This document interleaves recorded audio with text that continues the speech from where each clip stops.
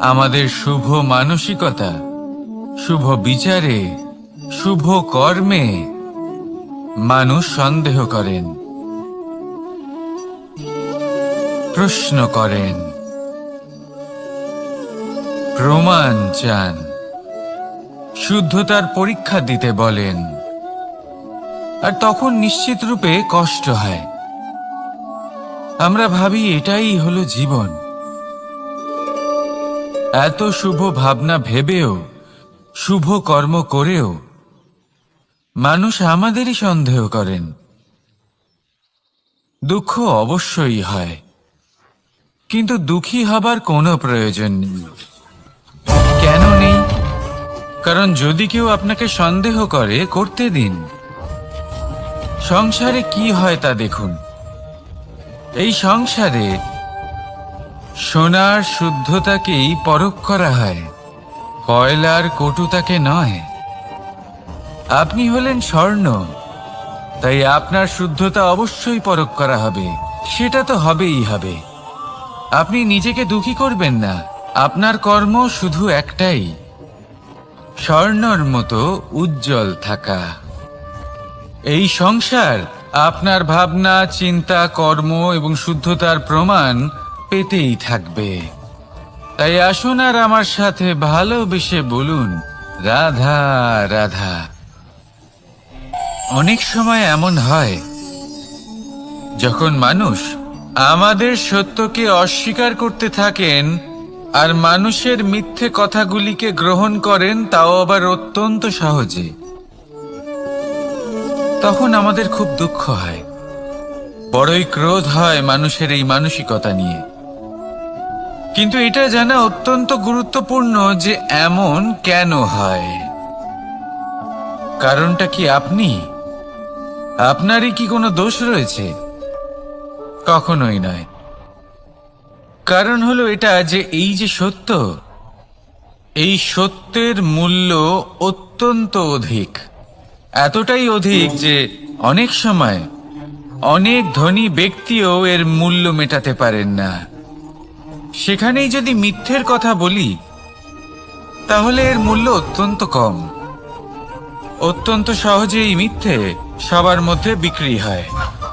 সত্যি বলতে এটা ভাবা আপনার কর্ম নয় যে লোকে কেন আপনাকে বুঝতেই পারেন না, আপনার সত্য কেন বুঝতে পারেন না। আপনার কর্ম হলো আপনার সত্যের সাথে দাঁড়িয়ে থাকা, সেই সত্যের সাথে চলতে থাকা। কারণ সত্য তার কাছেই আসবে যে সত্যকে খুঁজে নিতে চায়। নয়তো বেশিরভাগ মানুষ মিথ্যেকে নিয়েই প্রসন্ন রয়েছেন। আপনি সত্যের সাথে কর্মের পথে অগ্রসর হতে থাকুন। সত্য বেশি দিন লুকোনো থাকে না। সংসারের সম্মুখে এটা অবশ্যই একদিন আসবে, কিন্তু তখনও সেটা মানুষের ওপর সে বিশ্বাস করবে কি করবে না। আপনি কর্ম করতে থাকুন আর আমার সাথে ভালোবেসে বলুন, রাধা রাধা। জীবনে যখনই আমরা এমন কোনো পথে চলতে চাই যা মূলত কাঁটায় ভরা ছোট পাথর থাকে, যা বিঁধে যেতে পারে, তখন আমরা কি করি? আমরা পাদুকা ব্যবহার করি আর তারপরে আমরা খুব সরলভাবে সেই পথে অগ্রসর হতে পারি। কিন্তু যদি পাদুকা আর পায়ের মাঝে কোনো ছোট পাথরও এসে ফেঁসে যায়, তখন কিন্তু আমরা খুব কোমল পথও পার করতে পারবো না।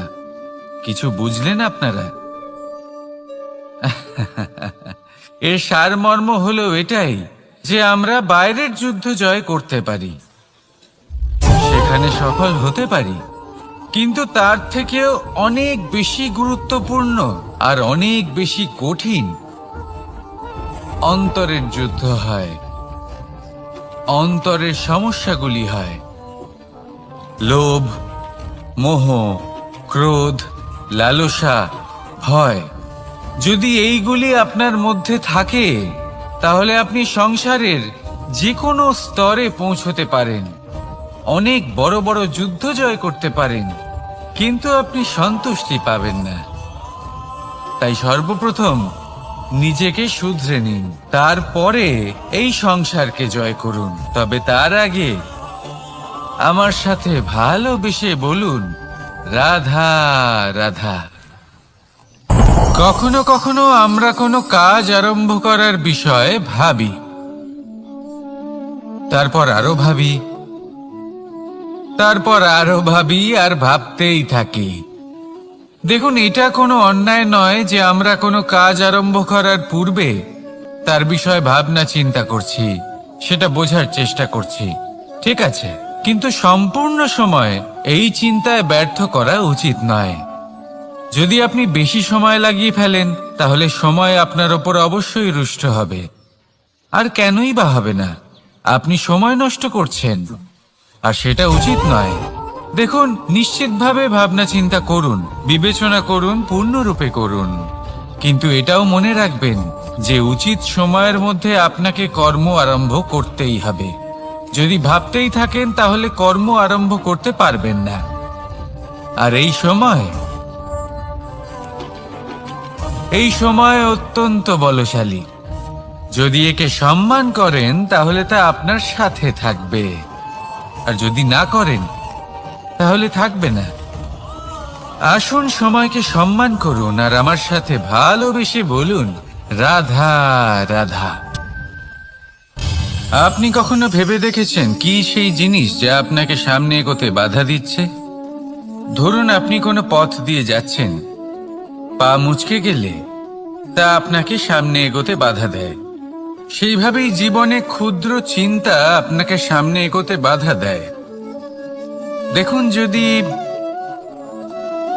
কোনো চাক থাকে যার মধ্যে ফাটল রয়েছে, তা আপনাকে ভালো মাটির পাত্র বানাতে দেবে না। ঠিক সেইভাবেই কাউকে ঈর্ষা করলে তা আপনাকে মহান হতে দেবে না। আমি উচ্চস্তরীয়, আরো নিচুতে রয়েছে, এই ভাবনা কখনোই আপনাকে উচ্চ স্তরে পৌঁছতে দেবে না। মন থেকে সকল বিকার, ঈর্ষা, মোহ, লোভ, লালসা এই সব ত্যাগ করুন। চিন্তা ভাবনাকে বড় করে তুলুন, ধন্যাত্মক বোধ জাগিয়ে তুলুন, আর সম্পূর্ণ সমর্পিত হয়ে কর্ম করুন। মহানুভবতা আর সাফল্য এই দুই আপনার পদানত হয়ে থাকবে। তাহলে আসুন আর আমার সাথে ভালোবেসে বলুন, রাধা রাধা। খুব বড় একটা প্রশ্ন করতে চলেছি, এই সংসারের সব থেকে বেশি সুখী কে? এবার কেউ বলবে সেই ব্যক্তি যিনি সব থেকে বেশি ধনী, যার কাছে সব থেকে বেশি ধন আছে, আভূষণ আছে, স্বর্ণ আছে। কেউ বলবেন কোনো রাজ্যের রাজা, কারণ তিনি শাসন করতে পারেন, তার আদেশ ছাড়া কোনো কাজ সম্ভব নয়, ইত্যাদি ইত্যাদি। এর উত্তর যদি আমি দিই, তাহলে এটুকুই বলবো, সংসারের সব থেকে সুখী ব্যক্তি হলেন তিনি যিনি সন্তুষ্ট। তার কাছে সন্তোষরূপী ধন আছে, যা তাকে সুখী রাখে। এবার এই সন্তুষ্টি, সেটা কিভাবে আসে জীবনে? এটা আসে ধৈর্যের কারণে। ধৈর্যের এই অনুভূতি অত্যন্ত শক্তিশালী। এই ধৈর্যই কিন্তু আমাদের ধরিত্রীকে ধরিত্রী মাতা করে তোলে, কারণ ধরিত্রী মাতা ধারণ করেন, সহ্য করেন, ধৈর্য ধরেন এবং নিজের কর্ম করতে থাকেন। সেটা ধৈর্যই ছিল মাতা সীতার মধ্যে, যা রাবণের অন্ত করে দিল। এই ধৈর্যের কারণেই নারায়ণ কুর্ম অবতার ধারণ করেছিলেন, বড় একটা পর্বতকে পৃষ্ঠে ধারণ করেছিলেন এবং সমুদ্র মন্থনকে সম্ভব করেছিলেন। সেই জন্য সর্বপ্রথম মনের মধ্যে ধৈর্যকে নিয়ে আসুন। এই ধৈর্যই আপনাকে সন্তুষ্টির পথে নিয়ে যাবে, আর এই সন্তুষ্টি আপনাকে লোভ, মোহ এবং লালসার পথ থেকে দূরে নিয়ে সুখের পথে নিয়ে যাবে। আর তখন এই মন প্রসন্ন হয়ে বলবে, রাধা রাধা। এই সংসারে এমন কখনোই হবে না যে আপনি কিছু একটা করলেন কিন্তু তার মূল্য আপনাকে দিতেই হলো না। যে কোনো কাজের জন্য, যে কোনো কর্মের জন্য আপনাকে মূল্য দিতেই হবে। প্রকৃতিও আমাদের এটাই শেখায়। আকাশে দেখুন সূর্যকে, প্রত্যেকদিন আমাদের প্রকাশ প্রদান করেন। এনাকে সূর্য নারায়ণ বলা হয়। ইনি কি মূল্য প্রদান করেন? নিজে জ্বলতে থাকেন। ধরিত্রী মাতা, এই ভূমি, ইনি কি মূল্য প্রদান করেন? প্রহার সহ্য করেন। আমরা এই ধরিত্রীতে প্রহার করে মাটি খুঁড়ে তাতে বীজ বপন করি, তবেই আমরা অন্ন লাভ করি, তবেই ফসল পাই। জীবনে যদি আপনাকে সফল হতে হয়, সম্মান পেতে হয়, যশ পেতে হয়, তাহলে আপনাকে মূল্য দিতেই হবে। যদি আপনি সাফল্য লাভ করতে চান, তাহলে দিন রাত আপনাকে ত্যাগ করতে হবে, যেখানে সমগ্র সংসার সন্তোষ অনুভব করছে আর আপনাকে করতে হচ্ছে পরিশ্রম। যদি আপনি সম্মান প্রাপ্ত করতে চান, তাহলে আপনাকে সেই সুখ ত্যাগ করতে হবে যা সবার কাছে রয়েছে। যদি আপনি যশ লাভ করতে চান, তাহলে নিজের অন্তরকে মেরে ফেলা আপনাকে শিখতে হবে, তবেই আপনি যশ লাভ করবেন। জীবনে শুধুমাত্র ধন মূল্যবান নয়, কিন্তু এই যে মূল্যের কথা আমি বলছি, সেটা যদি আপনি দিতে পারেন, তাহলে নিশ্চিত রূপে এটা আপনাকে আরো মূল্যবান করে তুলবে, নিশ্চিত রূপে গড়ে তুলবে। তাহলে এটাই করুন আর আমার সাথে ভালোবেসে বলুন, রাধা রাধা। असतो मा सद्गमय, तमसो मा ज्योतिर्गमय, মৃত্যুর্মা মৃতঙ্গময়। জ্ঞান সেটাই যা অসত্য থেকে সত্যের পথে চালিত করে। প্রকাশ সেটাই যা অন্ধকার থেকে আলোর পথে নিয়ে আসে। জীবন সেটাই যা মৃত্যু থেকে অমরত্বের পথে নিয়ে যায়। এবার এই তিনটে, জ্ঞান, জীবন এবং প্রকাশ, একই রকম। শূন্য থেকে এর উৎপত্তি হয় এবং আস্তে আস্তে আপনার জীবনে বিস্তার লাভ করে। এবার আমরা এটাই ভাবি যে কেমন করে এই তিনটিকে আগলে রাখা যায়। এর উত্তর হলো, এদের আগলে রাখার প্রয়োজনই নেই, ভাগ করে দিতে হবে। কোনো বৃক্ষকেই দেখে নিন, একটি বৃক্ষ অনেক বছর ধরে বেঁচে থাকে। কেন? কারণ সে ভাগ করে দিতে জানে। সে নিজের বীজ ছড়িয়ে দেয়, এই ধরিত্রীতে দেয়। সেই বীজ যা অঙ্কুরিত হয়ে এক নতুন বৃক্ষকে জন্ম দেয়।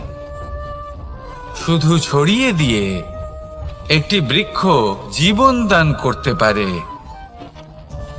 যদি কোনো ব্যক্তি জ্ঞান ছড়াতে শিখে যান, যদি প্রকাশ, আলোর কিরণ ছড়িয়ে দিতে শিখে যায়, কোনো ব্যক্তি তার জীবনের সুখ ছড়িয়ে দিতে শিখে যান, তাহলে তিনি মৃত্যুর পরও মৃত হন না। এই ভাগ করে দেওয়ার সুখটাই কিছুটা আলাদা। এই সুখ অনুভব করুন আর আমার সাথে ভালোবেসে বলুন, রাধা রাধা। এই সংসারের সব থেকে বড় যুদ্ধ কোনটা? দেব-অসুরের যুদ্ধ যা অনেক বছর ধরে চলেছিল, নাকি রাম রাবণের যুদ্ধ, নাকি মহাভারত? না, সংসারের সব থেকে বড় যুদ্ধ হলো সেইটা যা নিজের সাথে লড়া হয়, নিজের মনের সাথে লড়া হয়, নিজের অন্তরের সাথে লড়া হয়। এটাই সব থেকে বড় যুদ্ধ। এবার নিজেই দেখুন আপনার সব থেকে বড় শত্রুকে। আপনার স্বার্থ, আপনার কামনাগুলি, আপনার অহংকারগুলি, যা আপনাকেই নষ্ট করে দেয়। যদি এদের ওপর আপনি বিজয় লাভ করতে পারেন, তাহলে ধরে নিন এই সংসারে সবার ওপরে আপনি বিজয় লাভ করতে পারবেন। এই সংসারে কেউ আপনাকে পরাজিত করতে পারবে না, কিন্তু তার জন্য প্রয়োজন অনুভূতির। অনুভূতি ভালোবাসার, অনুভূতি অনুপ্রেরণার। যে ব্যক্তি ভালোবাসতে পারেন এবং প্রেরণা দিতে পারেন তিনি চিরকাল জয়লাভ করতে পারেন। নিজের কাছে ভালোবাসার এক অস্ত্র রাখুন আর প্রেরণার এক ঢাল। জীবনে কেউ আপনাকে পরাজিত করতে পারবে না। আসুন আর আমার সাথে ভালোবেসে বলুন, রাধা রাধা। মানুষ চিরকাল বড় মানুষ হয়ে উঠতে চায়, সবসময় সেই নিয়ে কল্পনা করে। কিন্তু প্রশ্ন হলো এটাই যে মানুষ বড় কখন হতে পারে? যখন সে ধনী হয়ে ওঠে, নাকি যখন তার কাছে সম্মান থাকে, নাকি যখন রূপবান হয় বা অধিক শক্তিশালী হয়? মানুষ বড় মানুষ তখনই হতে পারে যখন বিপদের সময় সে অন্য কোনো মানুষের পাশে এসে দাঁড়ায়। তাই সর্বপ্রথম এটা শিখুন। হয়তো এই জন্যই হনুমান শ্রীরামের কাছে এতটা বড়, আর হয়তো এই জন্যই বলরাম দাদা আমার কাছে এত বড়। যদি আপনিও জীবনে বড় হয়ে উঠতে চান, তাহলে কারোর সাথে তার দুঃখের সময়, তার সংকটের সময় তাকে সঙ্গ দিন আর পাশে এসে দাঁড়ান। এই মন প্রসন্ন হয়ে বলবে, রাধা রাধা। জীবনে সবথেকে বেশি গুরুত্বপূর্ণ বস্তু কি? বাড়ি, বাহন, সোনা, ধন? যদি আমি সত্যি বলি, তাহলে জীবনে সবথেকে বেশি গুরুত্বপূর্ণ বস্তু কোনো বস্তুই নয়। যদি কিছু গুরুত্বপূর্ণ থাকে, তাহলে তা হলো অনুভূতি, করুণা, মিত্রতা, মাতৃত্ব, বাৎসল্য, আর সবথেকে বেশি গুরুত্বপূর্ণ ভালোবাসা। নিজেদের এই জীবনে যদি আপনি শুধুমাত্র বস্তুর খেলাতে মেতে থাকেন, তাহলে জীবনে আনন্দ কখনোই থাকবে না। নিজের এই জীবনকে অনুভূতির পীঠস্থান বানিয়ে তুলুন। এই মন প্রসন্ন হয়ে বলবে, রাধা রাধা। যখনই কোনো ঘূর্ণিঝড় আসে, কোনো প্রলয়ে আসে, তখন দেখবেন তা কত বৃহৎ প্রভাব ফেলে, কত বড় বিনাশ ঘটায়, বিধ্বংস সৃষ্টি করে। যখন বন্যা আসে, তখন কত গভীর প্রভাব ফেলে, কত সর্বনাশ ঘটায়। নদীর পাড়ও ভেঙে বয়ে নিয়ে যায়। সেখানে কোনো গাছকে দেখুন, শান্তভাবে দাঁড়িয়ে থাকে, চুপ করে, আর নিজের কাজ করে, ছায়া প্রদান করে, ফল প্রদান করে, কোনো শব্দ না করেই নীরবে কর্ম করে। যদি নদীর কথা বলি, নদী যখন বয়ে চলে, খেতে জল প্রদান করে, বনস্পতিদের প্রাণ প্রদান করে, আমাদের পানীয় জল দেয়। এত মহান কাজ করে কোনো শব্দ না করে, নীরবতার সাথে। এ হলো এক শিক্ষা যে এই সংসারে যারাই মহান কর্ম করেন, তারাই নীরব থেকে সেই কর্ম করতে থাকেন। কারণ ওনারা জানেন যে গুরুত্বপূর্ণ প্রচার নয়, বরং কর্ম। আর যারা রুদ্রের সাথে থাকেন, কোলাহল করেন, তারা শুধুমাত্র ধ্বংসই করেন। এবার আপনি মৌন থেকে শুধুমাত্র কর্ম করে মহান হতে চান, নাকি রুদ্রের সাথে থেকে বিধ্বংস ঘটাতে চান? সিদ্ধান্ত আপনারই। আসুন আর আমার সাথে ভালোবেসে বলুন, রাধা রাধা। আপনি জীবনে কি হবেন, সেটা আপনার পরিশ্রম, আপনার নিরন্তর প্রয়াস আর আপনার নির্বাচিত দিশার উপর নির্ভর করে না। এটা নির্ভর করে আপনার সঙ্গতির উপরেও। এই সঙ্গতি যা হলো অত্যন্ত গুরুত্বপূর্ণ। প্রকৃতিও আমাদের এটাই শেখায় বিভিন্ন উদাহরণ দিয়ে। যদি আপনাকে একটা উদাহরণ দিই, কখনো বাতাসের প্রবাহ লক্ষ্য করবেন। এই বাতাসের প্রবাহ যখন কোনো পুষ্পকে স্পর্শ করে সেও সুগন্ধে পরিপূর্ণ হয়ে যায়। এই বাতাসের প্রবাহ যখন কোনো নালীর উপর দিয়ে প্রবাহিত হয় তখন সেও সুগন্ধহীন হয়ে যায়। এ সঙ্গতির প্রভাব যা মানুষকে কোথা থেকে কোথায় নিয়ে যেতে পারে আপনি জানতেও পারবেন না। এ হলো সঙ্গতির প্রভাব, যেখানে চানার সাথে গুড়ও মিশে যেতে পারে। এ হলো সঙ্গতিরই প্রভাব, যেখানে একটা সাধারণ পাথর স্বর্ণের সাথে মিশে গিয়ে একটা রত্নে পরিণত হতে পারে। তাই এই সঙ্গতির বিষয়ে বিশেষ খেয়াল রাখবেন। আপনি কার সাথে মিশছেন, কি বলছেন, কি শিখছেন, আপনার অস্তিত্বের উপর তাদের কি প্রভাব পড়ছে সব লক্ষ্য করবেন। আর আমার সাথে ভালোবেসে বলবেন, রাধা রাধা। কর্ম এবং ফল। মানুষের স্বভাব হলো এটাই যে তিনি নিজের প্রত্যেক পরিশ্রমের প্রতিফল প্রার্থনা করেন। বেশিরভাগ সময় এই ফলাফলের চিন্তা করতে করতে, কল্পনা করতে করতে উনি কর্ম করতে থাকেন যে আমি এই কাজটা করলে এই ফল পাবো। সেই সব কল্পনা করতে থাকেন যা না তার হাতে আছে, না আছে অধিকার, আর না আছে নিয়ন্ত্রণ। উনি শুধু নিজের কর্ম করতে পারেন। উনি কি ফল পাবেন তা তার হাতে কখনোই নেই। তাই আপনিও শুধুমাত্র কর্ম করতে থাকুন, ফলের চিন্তা করবেন না। মনে রাখবেন, শিকড় এবং শাখা যেভাবে একে অপরের সাথে জড়িয়ে, সেইভাবেই একে অপরের সাথে জড়িয়ে কর্ম এবং ফল। যেরকম কর্ম আপনি করবেন সেরকম ফল আপনি অবশ্যই পাবেন।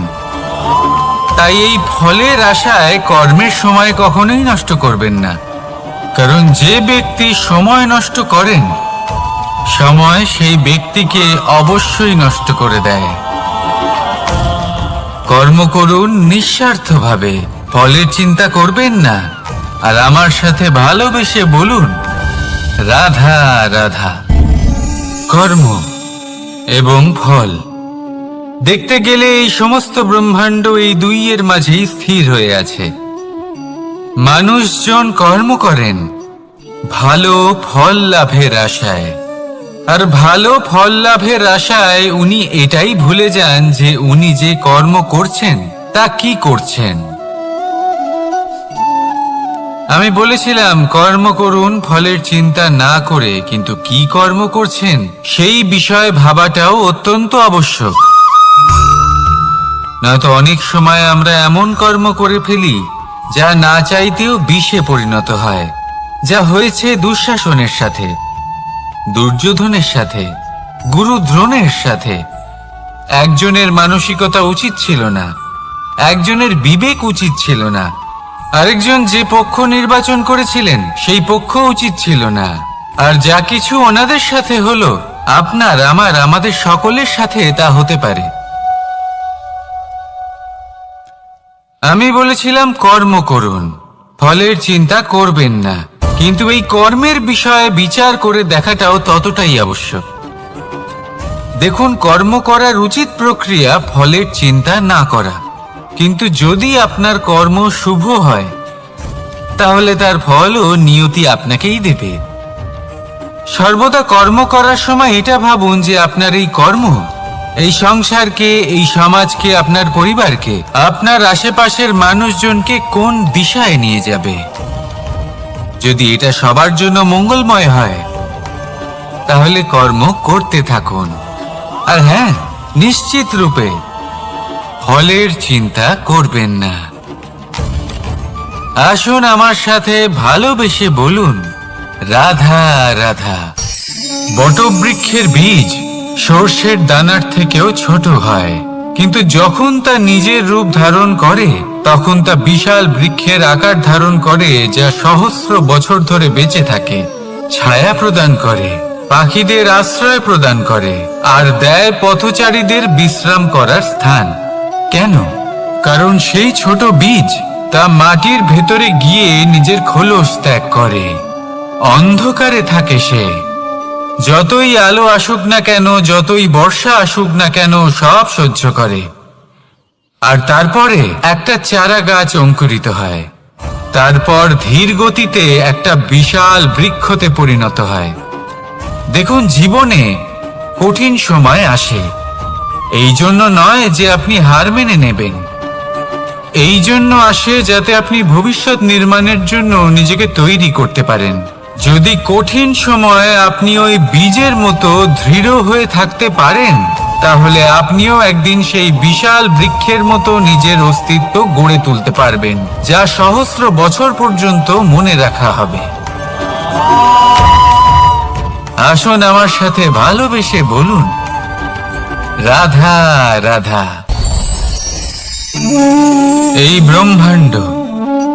এই ব্রহ্মাণ্ড কত বৃহৎ, তাই না? যার সম্মুখে এই পৃথিবীকেও একটা বিন্দুর মতো মনে হয়। আর এই পৃথিবীতে আমরা কে হই, আমাদের আকার কিরকম, আমাদের অস্তিত্বই বা কি?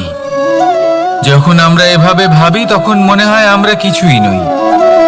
তা আমরা যখন কিছুই নই, তাহলে আমরা এত চিন্তা করি কেন? কি ভেবে ভয় পাই?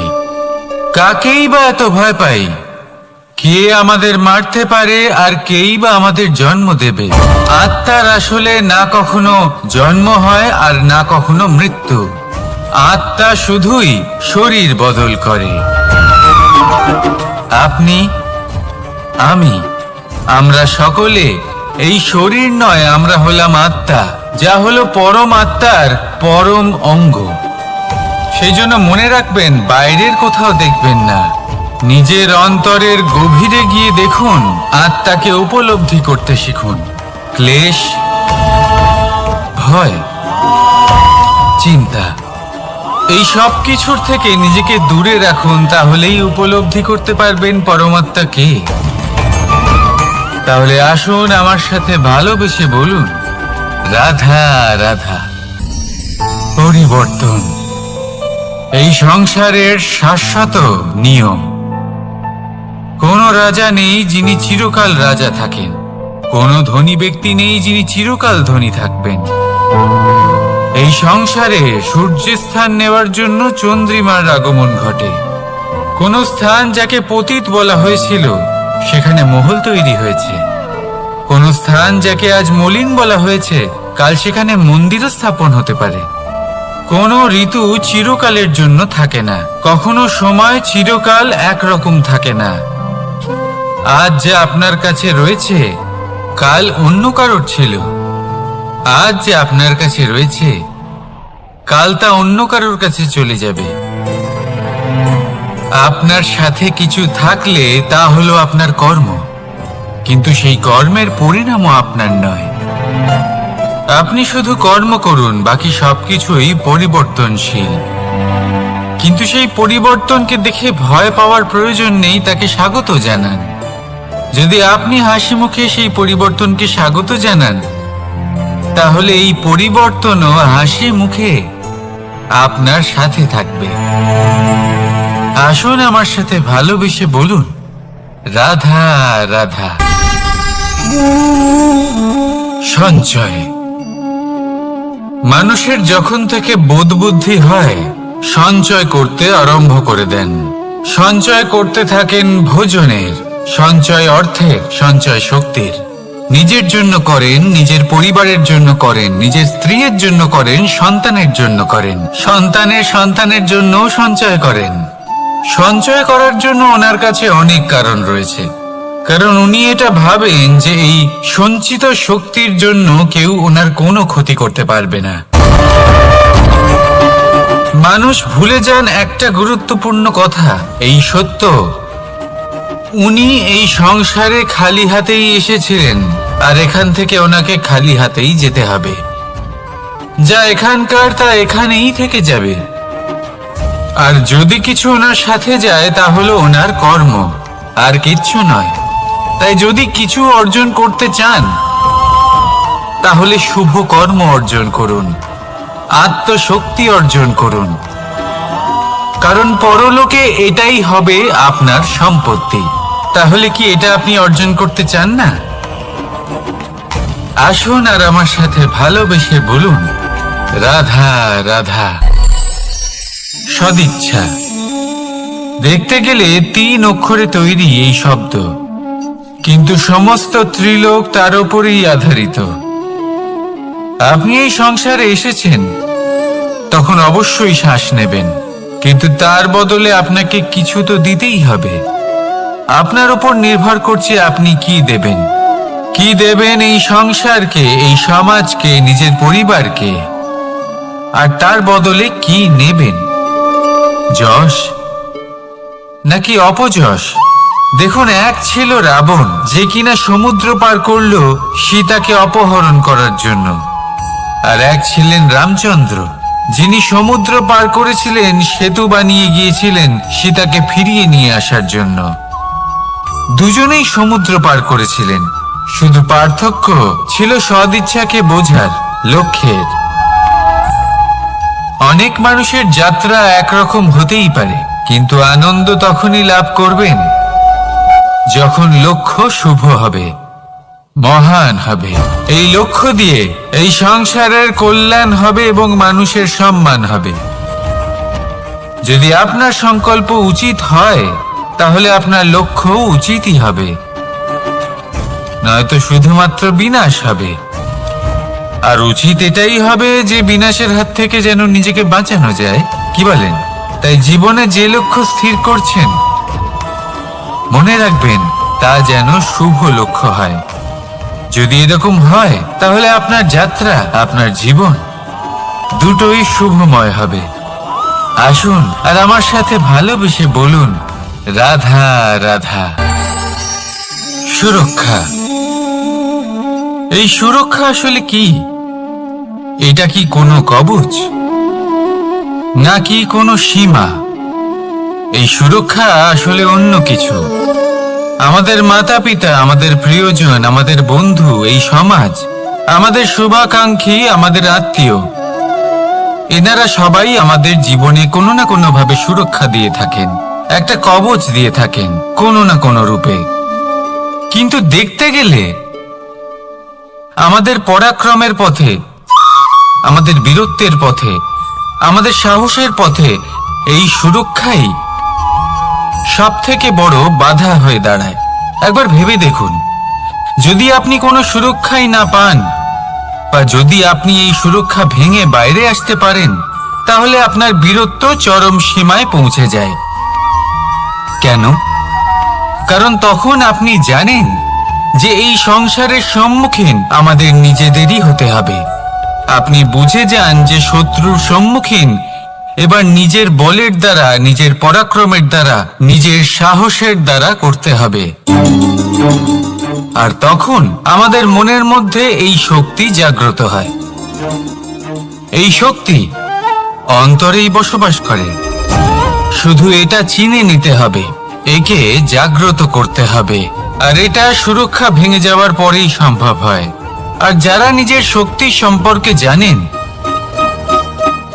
যিনি নিজেই জানেন তিনি কতটা শক্তিশালী, তিনি নিজেই নিজের সুরক্ষা কবচ চিরকালের মতো ভেঙে ফেলে দেন, ঠিক কর্ণের মতো। আর তারপরে দেখুন, আপনার পরাজয় হোক বা বিজয়ী হোক না কেন, সেটাই অনেক বড় হয়, সেটাই প্রশস্ত হয়ে থাকে। সেই জন্য ত্যাগ করুন নিজের ভয়কে, নিজের আশেপাশের এই সুরক্ষা চক্রকে ভেঙে ফেলুন, আর সম্মুখীন হন এই সংসারের নিজের শত্রু সম্মুখীন হন। পরাক্রমের এই অঙ্কুর, তা অঙ্কুরিত হওয়ার জন্য বীজের উপরের এই কবচ, এটা ভেঙে যাওয়া অতি আবশ্যক। আসুন আমার সাথে ভালোবেসে বলুন, রাধা রাধা। যখন আমরা হাঁটতে থাকি আর আমাদের পায়ে কাঁটা বিঁধে যায়, তখন মুখ দিয়ে আহ বেরিয়ে আসে, কান্না চলে আসে, আর অনেক সময় অভিশাপও বেরিয়ে আসে। কিন্তু আমরা কি কখনো এটা এইভাবে দেখেছি, এইভাবে ভেবেছি যে আমরা যে পথে চলেছি সেই পথে কাঁটা বিঁধেছে, নাকি আমরা সেই পথ নির্বাচন করেছি যাতে শুধুই কাঁটা রয়েছে? নাকি আমরা এভাবে ভেবে দেখেছি যে এই কাঁটা আমাদের কষ্ট দিতে এসেছে, নাকি এটা আমরাই বিছিয়ে রেখেছিলাম? সাবধান থাকা উচিত ছিল, কারণ কাঁটা বিঁধলে যন্ত্রণা হবে, চিৎকার করে ফেলতে পারি, মুখ থেকে অভিশাপও বেরিয়ে আসতে পারে। কিন্তু এই অভিশাপ শুধুমাত্র আমাদের তরফ থেকে অভিশাপ হয়, সামনের ব্যক্তিটির ওপরও নির্ভর করে। এবার সেই ব্যক্তি যদি এমন হয় যে ফুল আর কাঁটা এই দুই সমানভাবে গ্রহণ করতে পারে, তার কাছে অভিশাপও বরদানে পরিণত হয়। শেষ পর্যন্ত ব্যাপারটা দাঁড়ায় ভাবনা, চিন্তা, দৃষ্টিভঙ্গির ওপর। কারণ আপনার এই ভাবনাই সত্যি হয়ে সামনে আসে। সেই জন্য এই ভাবনা, চিন্তা, মানসিকতাকে গুরুত্ব সহকারে দেখবেন। এই বিবেচনা নিয়ে বিবেচনা করতে শিখুন। আমার কথার অর্থ হলো যে জীবনে যখন এরকম কিছু একটা ঘটবে, তখন ভেবে দেখুন যে এরকম কেন হলো। আপনি কি এমন কোনো কর্ম করেছিলেন যার কর্মফল এটা? এমন কোনো কাজ যা অনুচিত ছিল, অসত্য ছিল, যা অভদ্রতার কারণ ছিল? ভেবে দেখা প্রয়োজন। দেখুন, ইচ্ছে হলো আপনার যে আপনি কি করতে চান। ভাবনা আপনার, সত্য আপনার, জীবন আপনার, সিদ্ধান্ত আপনার। আসুন আর আমার সাথে ভালোবেসে বলুন, রাধা রাধা। সময়। এই সময় আসলে কি? এই সময় একটা সরল রেখা তো কখনোই নয়। সময় হলো একটা চক্র, যেখানে এর আদি সেখানেই হলো এর অন্ত, আর যেখানে তা শেষ হয় সেখান থেকেই তার শুরু হয়। এই সময় একটা অত্যন্ত বিচিত্র চিন্তা, বিচিত্র ভাবনা, একটা বিচিত্র বস্তু যা কেউ বুঝতে পারেন না। এই সময়ের লীলা, এর কোনো প্রমাণ নেই, কোনো জ্ঞান নেই, কোনো পরিমাপ নেই। শুধু এটুকু আমরা জানতে পারি, যেখানে শেষ হবে সেখান থেকে একটা নতুন সূচনাও হবে। যা আজ আপনার কাছে আছে, কাল অন্য কারোর কাছে যাবে, তারপরে তার কাছ থেকেও অন্য কারোর কাছে যাবে, তারপরে তার থেকেও ছিনিয়ে নেওয়া হবে। এই নিয়তির একজনের কাছ থেকে অন্যজনের কাছে আদান প্রদানের এই সময় হলো আপনার সময়। এই সময়ের সদ্ব্যবহার করুন, এই সময়কে বাঁচুন। আপনাকে শুধু এটাই সুনিশ্চিত করতে হবে যে আপনি কোন পক্ষে আছেন। আর সত্যি বলতে কি, আপনার জীবনের পরিণাম নির্ভর করে আপনার নির্বাচনের ওপর। আপনি কোন পক্ষ নির্বাচন করছেন। তাহলে মনে রাখবেন, জীবনে সেই পক্ষই নির্বাচন করবেন যা চয়ন করার পরে আপনি সুখ অনুভব করবেন, আপনি সন্তোষ লাভ করবেন, প্রসন্নতা লাভ করবেন। আর আমি এটাই সুনিশ্চিত করব যে এই পক্ষ যেন শান্তির পক্ষ হয়, এই পক্ষই যেন প্রেমের পক্ষ হয়। তাহলে চিন্তা করবেন না, আর আসুন আমার সাথে ভালোবেসে বলুন, রাধা রাধা। দৃষ্টি আর দৃষ্টিভঙ্গি, এই সমগ্র লীলা হলো এই দুইয়ের। বিচিত্র হতে পারে, কিন্তু এটাই সত্যি। এবার আপনাকে একটা উদাহরণ দিয়ে বোঝাই। অনেক সময় আপনি কোনো ব্যক্তিকে এটা বলতে শুনবেন যে আমি আমার নিজের উপরে গর্ব করি, আমি নিজেকে নিয়ে গর্ব করি, আমি খুব ভালোভাবে আমার মা বাবার সেবা করি, ওনাদের আমি সবসময় সুখী রাখি, ওনাদের আমি একটা বাড়ি দিয়েছি, সকল সুখ সুবিধা দিয়েছি, ওনাদের জীবনে প্রত্যেক জিনিস দিয়েছি আর দেব যা তাদের প্রয়োজন। এবার আমাকে বলুন যে আপনি কে হন। আপনি হলেন সেই বীজ যা আপনার মাতা পিতা রোপণ করেছেন। আপনার মা বাবাই আপনাকে এই সংসারে জন্ম দিয়েছেন। এবার এইসব কথার কি তাৎপর্য? এই হলো সেই ব্যক্তির দৃষ্টিভঙ্গি। এবার দেখা যাক এই প্রকৃতি আমাদের কি শেখায়।